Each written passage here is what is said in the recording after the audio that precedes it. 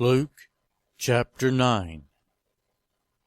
When Jesus had called the 12 together, he gave them power and authority to drive out all demons and to cure diseases. And he sent them out to proclaim the kingdom of God and to heal the sick. He told them, "Take nothing for the journey, no staff, no bag, no bread, no money, no extra shirt. Whatever house you enter, stay there until you leave that town. If people do not welcome you, leave their town and shake the dust off your feet as a testimony against them." So they set out and went from village to village, proclaiming the good news and healing people everywhere. Now Herod the Tetrarch heard about all that was going on, and he was perplexed because some were saying that John had been raised from the dead, others that Elijah had appeared, and still others that one of the prophets of long ago had come back to life. But Herod said, "I beheaded John. Who then is this I hear such things about?" And he tried to see him. When the apostles returned, they reported to Jesus what they had done. Then he took them with him, and they withdrew by themselves to a town called Bethsaida. But the crowds learned about it and followed him. He welcomed them and spoke to them about the kingdom of God, and healed those who needed healing.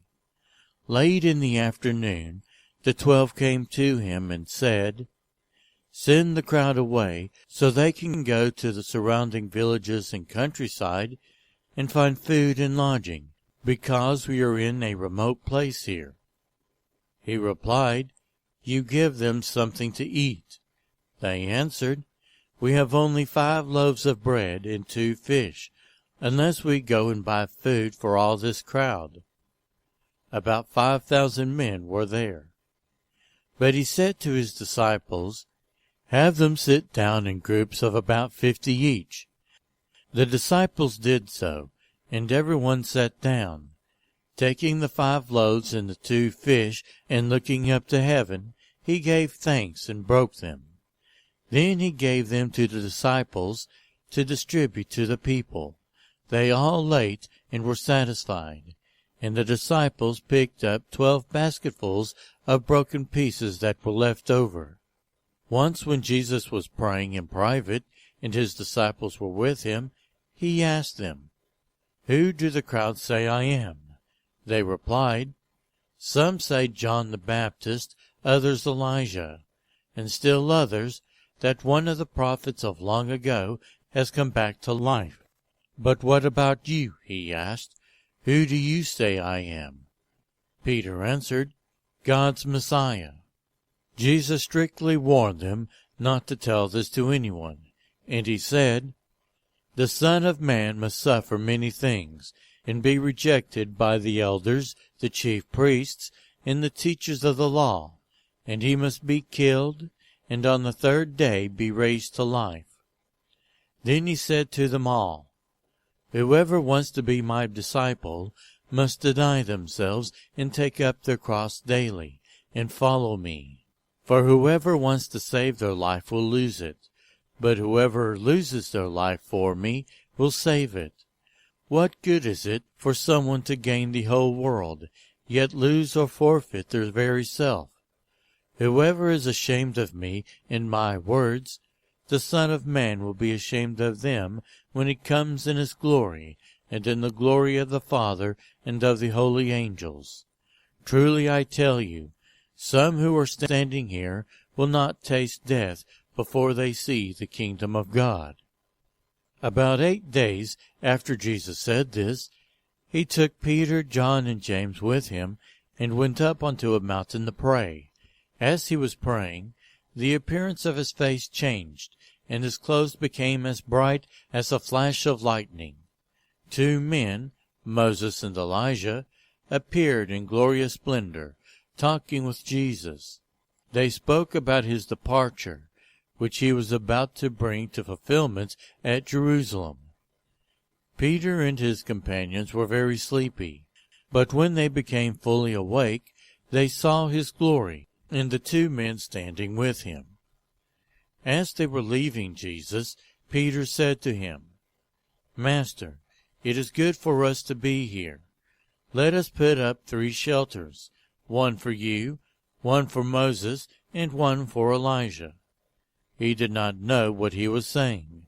While he was speaking, a cloud appeared and covered them, and they were afraid as they entered the cloud. A voice came from the cloud, saying, This is my Son, whom I have chosen. Listen to him. When the voice had spoken, they found that Jesus was alone. The disciples kept this to themselves and did not tell anyone at that time what they had seen. The next day, when they came down from the mountain, a large crowd met him. A man in the crowd called out, Teacher, I beg you to look at my son, for he is my only child. A spirit seizes him, and he suddenly screams. It throws him into convulsions, so that he foams at the mouth. It scarcely ever leaves him, and is destroying him. I begged your disciples to drive it out, but they could not. You unbelieving and perverse generation, Jesus replied, how long shall I stay with you and put up with you? Bring your son here. Even while the boy was coming, the demon threw him to the ground in a convulsion. But Jesus rebuked the impure spirit, healed the boy, and gave him back to his father. And they were all amazed at the greatness of God. While everyone was marveling at all that Jesus did, he said to his disciples, Listen carefully to what I'm about to tell you. The Son of Man is going to be delivered into the hands of men. But they did not understand what this meant. It was hidden from them, so that they did not grasp it, and they were afraid to ask him about it. An argument started among the disciples as to which of them would be greatest. Jesus, knowing their thoughts, took a little child and had him stand beside him. Then he said to them, Whoever welcomes this little child in my name welcomes me, and whoever welcomes me welcomes the one who sent me. For it is the one who is least among you all who is the greatest. Master, said John, we saw someone driving out demons in your name, and we tried to stop him, because he is not one of us. Do not stop him, Jesus said, for whoever is not against you is for you. As the time approached for him to be taken up to heaven, Jesus resolutely set out for Jerusalem, and he sent messengers on ahead, who went into a Samaritan village to get things ready for him.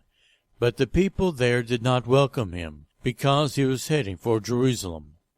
When the disciples James and John saw this, they asked, Lord, do you want us to call fire down from heaven to destroy them?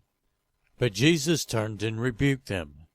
Then he and his disciples went to another village. As they were walking along the road, a man said to him, I will follow you wherever you go. Jesus replied, Foxes have dens and birds have nests, but the Son of Man has no place to lay his head. He said to another man, Follow me. But he replied, Lord, first let me go and bury my father. Jesus said to him, Let the dead bury their own dead, but you go and proclaim the kingdom of God. Still another said, I will follow you, Lord, but first let me go back and say goodbye to my family. Jesus replied, No one who puts a hand to the plow and looks back is fit for service in the kingdom of God.